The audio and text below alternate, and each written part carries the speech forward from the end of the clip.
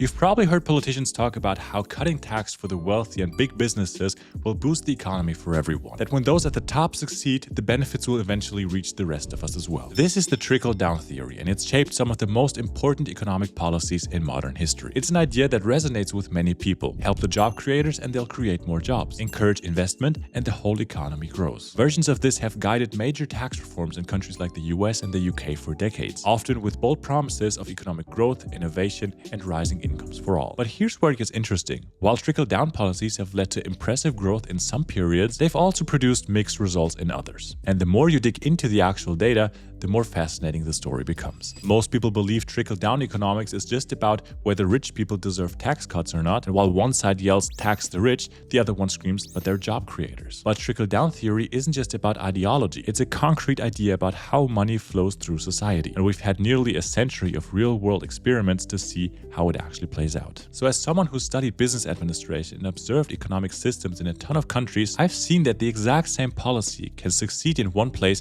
and totally flop in another. Timing, structure, and local conditions matter far more than most headlines suggest. So in this video, we're gonna unpack what trickle-down economy actually is, where it's been tried and what the outcomes were, and most importantly, whether the results actually match the story.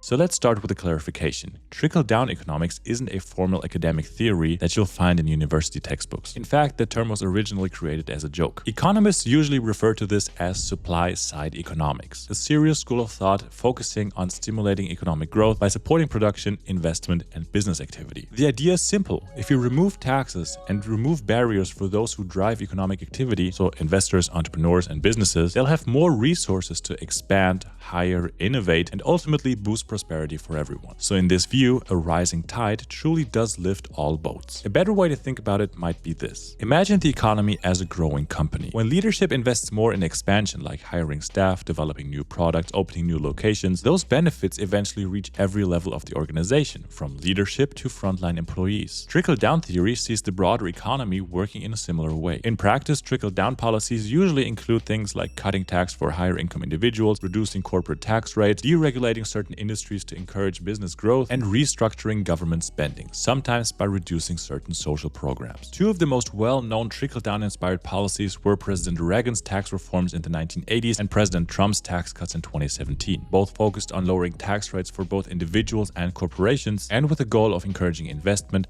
job creation, and overall economic growth. So by clearly understanding what trickle-down economics actually aims to do, we can move past political talking points and dig into a more meaningful question. What happens when these policies are implemented? The theory makes a bold claim that empowering the top of the economic ladder will create upward momentum for everyone else. So now that we've got the basics down, let's look at one of the most ambitious real-world tests of trickle-down thinking and explore what actually happened when it hit the national stage.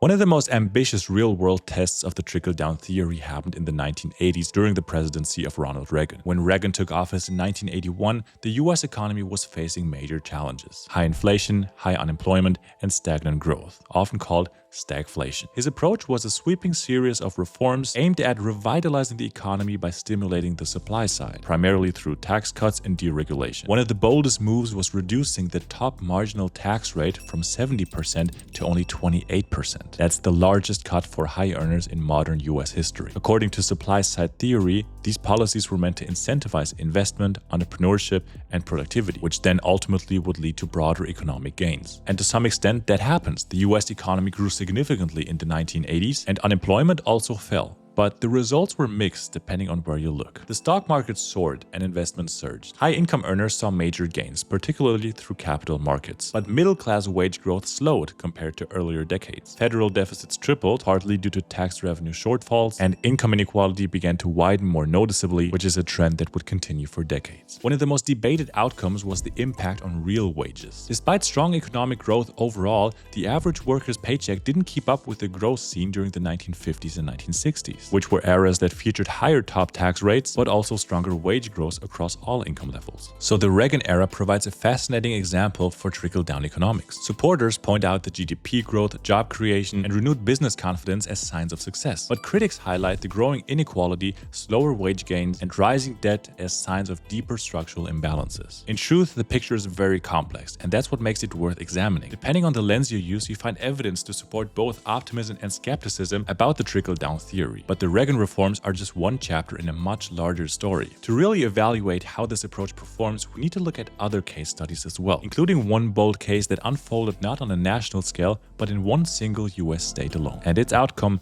was hard to ignore.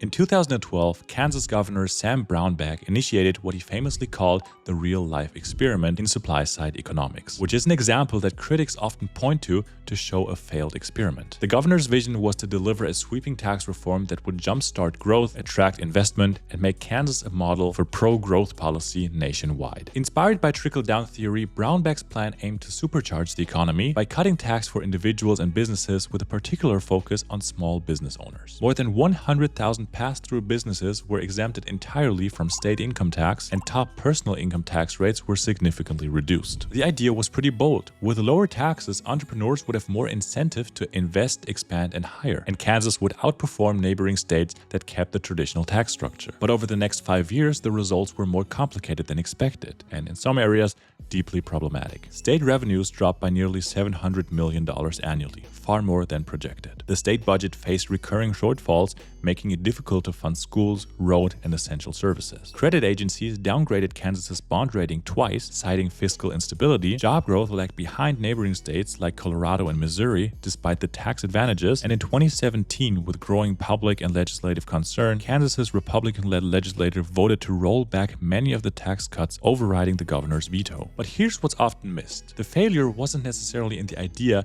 that lower taxes could drive growth. It was in the execution and timing. The tax cuts were implemented without corresponding spending reductions or growth offsets, and revenue forecasts overestimated how quickly business activities would fill the gap. Essentially, the state cut deeply without adjusting its budget model to match. The Kansas case offers an important lesson about supply-side policy. Cutting taxes alone isn't enough. For such policies to succeed, they typically require a strong business ecosystem, realistic fiscal planning, and enough time for growth effects to materialize. Without those supports, tax cuts can generate imbalances faster than they can generate results. So critics point to Kansas as a failed experiment. But supporters counter that the state simply moved too aggressively, without giving the strategy room to work. Others say that the policy might have even succeeded if paired with budget reforms and phased implementation. So was Kansas a fail of trickle-down theory, or just a case study of how not to apply it? That's a question still worth debating, and one that highlights the need to look at both the ideas and how it's executed. Now, to fairly evaluate trickle-down economics, we also need to look at examples where market-friendly, pro-investment tax policies appear to have helped widespread prosperity. One of the clearest cases of this is Ireland in the 1990s and the early 2000s, which was a period of rapid growth known as the Celtic Tiger era. At the time, Ireland was coming off decades of sluggish economic performance, high unemployment, and public debt. In response, the government implemented a series of reforms aimed at attracting foreign investment and support business growth. These included reducing corporate tax rates, eventually to 12.5%, offering tax incentives for tech and pharmaceutical companies, deregulating sectors to ease business operations, and investing in education and EU-supported infrastructure to improve workforce and logistics capacity. This approach was explicitly built on supply-side logic. Create a low-tax, pro-business environment, and the resulting investment will create jobs, raise incomes, and strengthen the broader economy. And for a while, that's exactly what happened. Foreign direct investments surged, particularly from US tech and pharmaceutical firms. Ireland's GDP more than doubled between 1995 and 2007. Unemployment fell from 15% to under 5%. Real incomes rose significantly, and poverty rates declined. Middle-class growth was so strong that thousands of Irish immigrants returned home, and the economy diversified, moving from agriculture towards high-tech and high-skill industries. So in this case, the benefits did not stop at the top. As multinationals set up shop in Ireland, they hired locally, paid competitive wages, and fueled demand for service and housing. Local suppliers and construction firms boomed, and tax revenues actually rose despite lower rates, which is a phenomenon often referred to as dynamic scoring in supply-side economics. Other countries have shown similar patterns. For example, Estonia in the early 2000s introduced a flat tax, reduced business regulation, and became a tech hub with one of the fastest growing economies in Europe. These policies attracted capital, created jobs, and helped raise living standards. The Irish example shows that under the right conditions, supply-side or trickle-down economics can deliver broad-based benefits, especially when paired with other fundamentals like workforce education, infrastructure investment, and global economic tailwind. But it also shows something important. These policies work best as part of a larger strategy, not in isolation. Ireland didn't just cut taxes, it also invested in connectivity and public education, and it aligned its workforce with emerging global industries. And crucially, it did this while being part of the EU, benefiting from access to large common markets and significant regional funding. So did trickle-down economics work here? In many ways, yes, but not as a one-size-fits-all solution. It worked because the broader environment supported it. So we've seen trickle-down economics succeed in Ireland and stumble in Kansas. Clearly, context matters. So let's take a look why the best economies don't choose sides.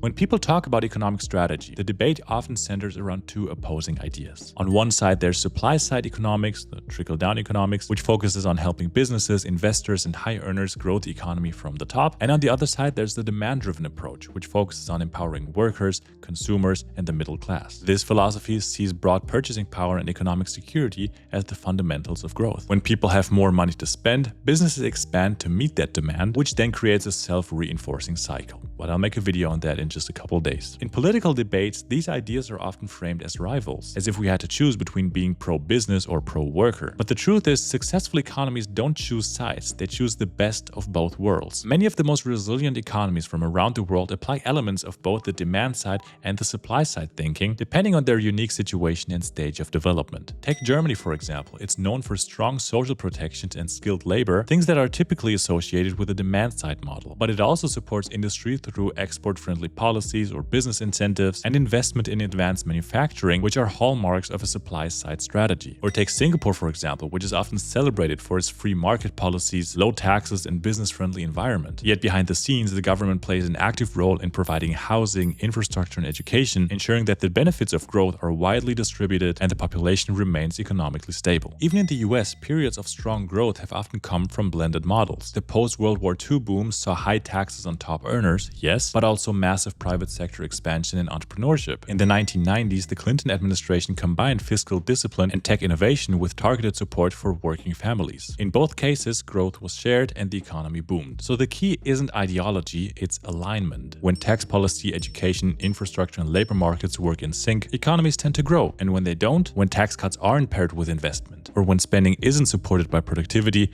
results falter. This is why one-size-fits-all economic thinking rarely works. A flat tax might help one country attract foreign investment, while in another it could underfund critical services. Raising wages may boost demand in some places, but in others it could stress small businesses if done too fast. So if both approaches can work, but they also can fail, how do we know which one to implement in any given moment? In the final chapter, we'll zoom out and talk about what all this means for you, whether you're a voter, a worker, an entrepreneur, or just someone who tries to make smarter decisions. At this point, you're probably wondering, after all these real-world examples, theories, and case studies, does trickle-down economics now work or not? And the honest answer is, it depends. It isn't inherently right or wrong, but its success or failure almost always comes down to context. But it tends to work best in economies that meet these 5 conditions. Number 1 is low marginal tax efficiency. If tax rates are excessively high, say top marginal rates above 60 or 70%, then lowering them can actually stimulate investment, reduce tax avoidance, and increase compliance, leading to more productive economic behavior. Number 2 is high capital responsiveness. Trickle-down logic relies on the assumption that the capital saved through tax cuts gets reinvested in businesses, in jobs, in innovation and growth, and that happens when business confidence is high, when there's unmet demand or scalable opportunity, and there's access to skilled labor, infrastructure, and stable regulation. But if capital sits idle, gets parked offshore, or is recycled into financial speculation, then the promised downstream benefits don't materialize. Number 3 is strong institutional trust. trust. Investors and entrepreneurs are more likely to reinvest domestically when they trust that property rights are protected, the legal system is fair and stable, corruption is low, and policies are predictable. So countries with strong rule of law and institutional credibility tend to see higher trickle-down results from tax cuts because capital stays engaged locally. Number 4 is limited public debt or a willingness to cut spending. If tax cuts are financed through massive deficits as in Kansas, they can quickly destabilize public services and reduce consumer confidence, ironically weakening the demand that business growth depends on. And number 5, a private sector that is ready to expand. If the economy is already saturated or facing global headwinds like high interest rates or supply chain shocks, tax cuts alone may not stimulate growth. But in early stage or transitioning economies with pent-up potential, lower taxes can unlock rapid development, as seen in places like post-Soviet Estonia or early-stage Ireland. So when these boxes are checked, competitive tax environment, reinvestment-friendly conditions, credible institutions, and manageable public finances, trickle-down can absolutely drive real growth. We've seen it happen. But when those conditions are missing, or when tax cuts are applied blindly with no attention to context, the results are often disappointing. Rising inequality, slower wage growth, budget shortfalls, and public disillusionment. What this tells us is that the success of economic policy has less to do with the ideology behind it and more to do with the architecture around it. So trickle-down economics is a tool, and like any tool, it can be powerful in the right hands, but very destructive in the wrong context. So if this gave you a new way to think about economics, not as left versus right, but as a matter of timing, design, and impact, then hit that like button and subscribe to not miss the next video, which will be about trickle-up economics. So thank you very much for watching, and I hope to see you in the next one.